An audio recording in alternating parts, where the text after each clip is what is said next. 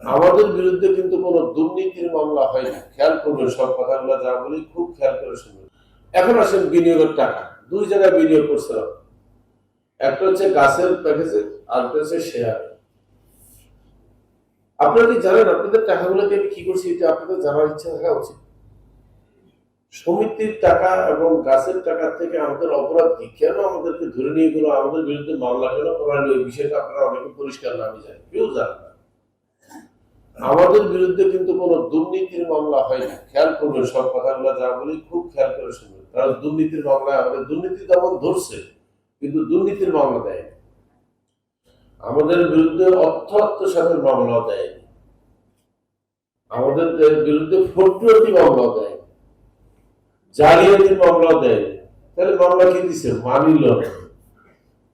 এখন money laundering কেমন হলো?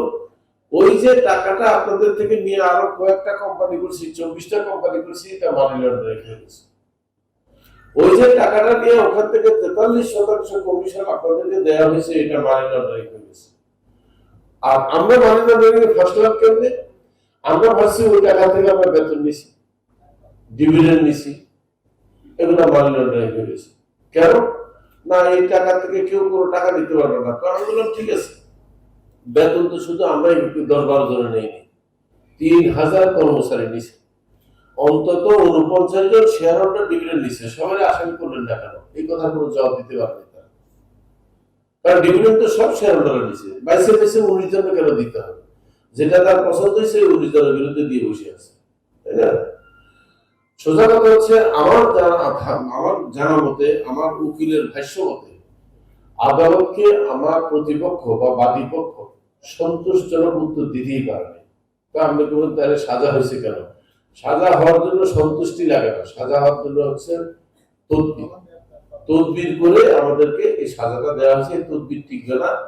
আমরা যখন মহামান্য হাইকোর্টে যাবো, দেখবেন এই সমস্ত আদেশ আর আদেশের জায়গায় থাকবে না। একটু আমাদেরকে ভোগালি আর কি, আর কিছু। তো আমরা কিন্তু কোনো টাকা আত্মসাৎ করে নিয়ে শোনা নেই। ওই যে বললাম, এরপরে আমি জমি কিনছি, এটা মানি লন্ডারিং। বিনিয়োগ করছি, এটা মানি লন্ডারিং। হোটেল কিনছি, এটা মানি লন্ডারিং। সিনেমা হল কিনছি, এটাও মানি লন্ডারিং। তো এখন দেখা গেছে বাংলাদেশে ওনাদের ডেফিনিশন হচ্ছে মানি লন্ডারিং এর আপনার বাইরে আর কোনো কোম্পানি নেই।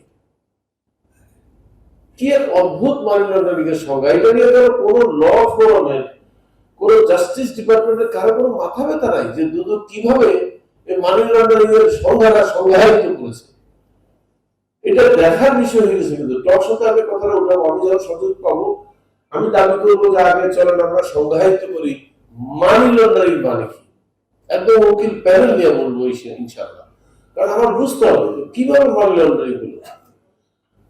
আমি বলতেছি যে আমার স্ত্রীকে আমি রাত বেশি হয়ে যাওয়াতে তাকে আমি আমার শ্বশুর বাড়ি থেকে রিক্সা যোগে বাড়িতে আনছি, এবং পথে আমাদের একটু কথা কাটাকাটি হয়েছে। এই ধরনের একটা গল্প করতেছি।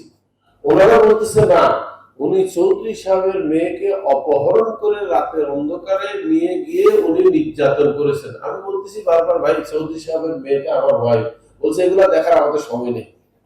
এখানে নারী নির্যাতন হয়েছে, শ্লীলতাহানি হয়েছে, অপহরণ হয়েছে, ধারা যতগুলো আছে সব দিয়ে দিছে। কিন্তু বেসিক্যালি লোকটাকে আমার বউ ওর সাথে শ্বশুর বাড়ি থেকে আসে। এই হচ্ছে আমাদের আইন প্রয়োগকারী সংস্থার দুরবস্থা। যেভাবে পাশে ব্যাখ্যা দিয়ে মামলা করে দিচ্ছে, স্থানান্তর হস্তান্তর রূপান্তর করিয়া মানি লন্ডারিং করিয়াছে। তো স্থানান্তর হস্তান্তর রূপান্তর কিভাবে হয়েছে? প্রথম আপনারা টাকা দিচ্ছেন, এটা আমি ব্যাংকে পাঠাইছি, এই হলো স্থানান্তর। ব্যাংকের থেকে টাকাটা বেতন হিসাবে আমার অ্যাকাউন্টে গেছে, আর কমিশন হিসাবে আপনার পকেটে গেছে, এই হলো রূপান্তর। তো স্থানান্তর, রূপান্তর আর কি হস্তান্তর। সেখান থেকে আপনার হাতে টাকা দিছি, হস্তান্তর হয়ে গেছে। আপনি মনে করেন না মানি লন্ডারিং এখান থেকে বিদেশে টাকা উঠেছে, এটা একবার বলেনি। শুধু একটা কোম্পানি ছাড়া, একটা কোম্পানি সম্বন্ধে বলছে আমি বিদেশে টাকা পাঠিয়েছি, তার আমার কথা বলে না, ওনার স্টাফরা পাঠিয়েছে। সেটা হলো বেস্ট এয়ার। বেস্ট এয়ারের 42 কোটি না 43 কোটি টাকা। এটা আপনার আমাদের বেস্ট এয়ারের এয়ারক্রাফট কেনার সময় কি অগ্রিম দিছে। আর দুইটা বলছে আমি ধানের বীজ কিনতে যায় $2 লক্ষ ইয়েতে পাঠিয়েছি, হংকং পাঠিয়েছি, যেটা কোনো এভিডেন্সই নেই। আর একটা বলছে যে এয়ার সিস্টেম লিমিটেডের আমি এজেন্সি দিতে যাই $1.5 লক্ষ দিছি না, কই $2 লক্ষ, কই $1.5 লক্ষ, যেগুলো সরকার হিসাব করলে 2-4 কোটি টাকা, সবগুলো বান্ডেল করলে 100 কোটি টাকা হবে না, যেটা তারা বলছে। আর আমার বিরুদ্ধে অভিযোগ হচ্ছে 4400 কোটি টাকার মানি লন্ডারিং। বুঝতে পারতেছেন? আজকে যদি তারা 100 কোটি টাকার মানি লন্ডারিং করতো, তাহলে বুঝতাম যে হয় বেস্টের হয়তো 42 কোটি যে ওই বিদেশি লোকটা দিয়ে দিছে, এটা দিছে কিন্তু আমি না, আমাদের একজন বিদেশি লোক ছিল যিনি ছিলেন সিইও রিকি ফিকি, সেই কাজ করছে। সে বুঝে না বাংলাদেশের থেকে যে $1,00,000 মানে $4,000 উপরে কোনো টাকা বিদেশে কি জিনিস কিনে, এখন যেমন আপনারা যদি অনলাইনে কিনেন অনেক রেস্ট্রিকশন আছে জানেন তো, এখন কিন্তু সরকার আইন করছে, এখনকার আইন থেকে আমি বেকুব হয়ে গেছি। এখন সরকার বলতেছে $1 লক্ষ মাল কিনা পর্যন্ত এলসি খোলা লাগবে না, এটা একদম লেটেস্ট আইন। আমরা ওই ভুলটা আগে করছে আমাদের একটা কোম্পানি বেস্ট, যেটা এখন আইন হয়েছে। কি অদ্ভুত না?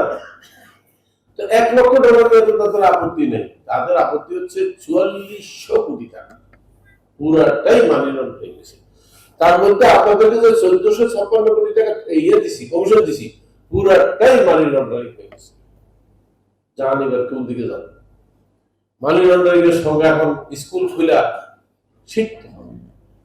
যাক, দুঃখের কথা শেয়ার করলাম, বুঝছেন, ভালো লাগে না।